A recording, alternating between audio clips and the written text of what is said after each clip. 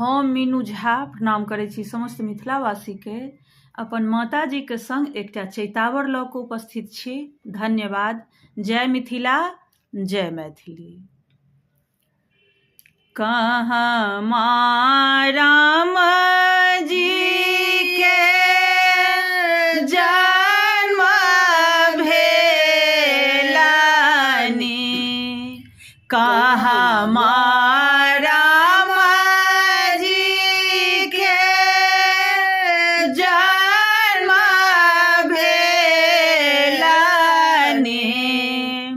कहाँ माँ सजल बरियात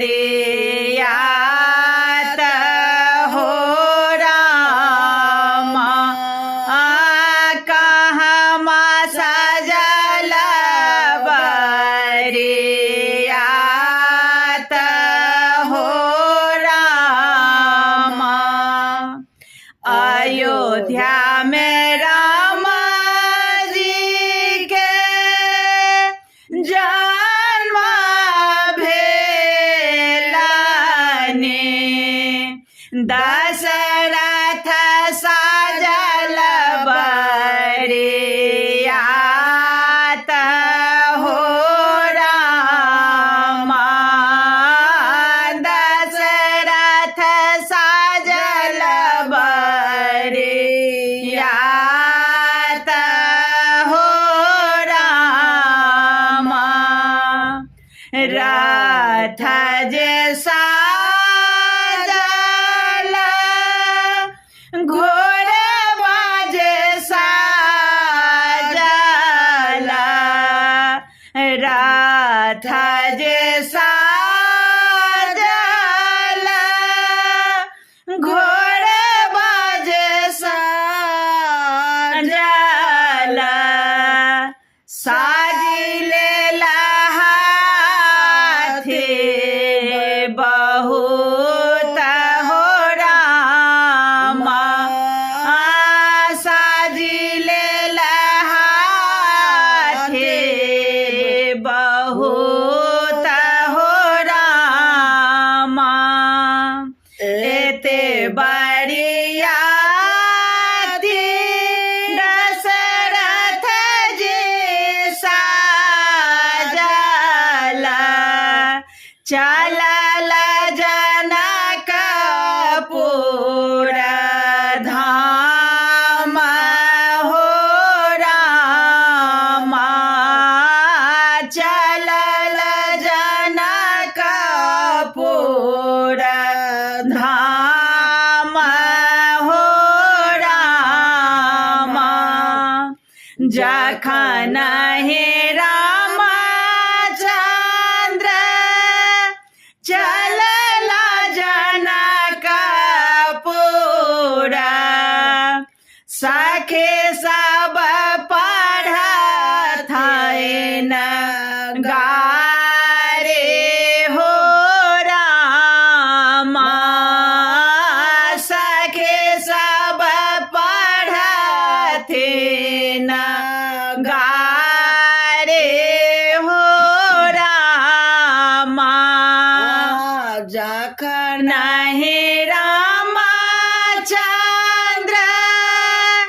पहुँचला द्वार पर, सखे सब परे छन जाए हो रामा, सखे सब परे छन जाए हो रामा।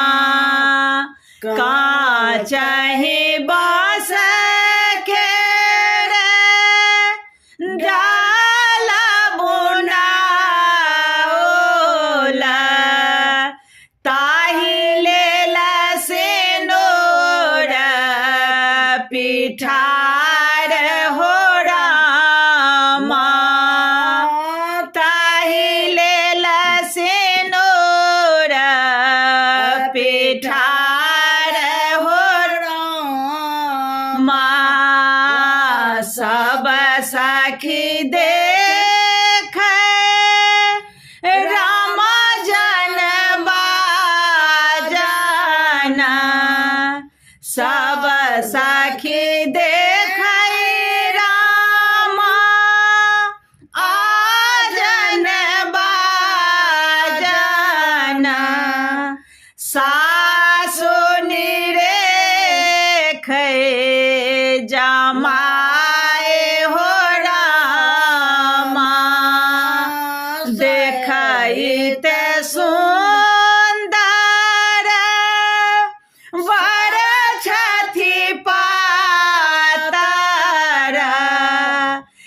अनेक छथि ओ श्यामल हो रामा सासु निहारथि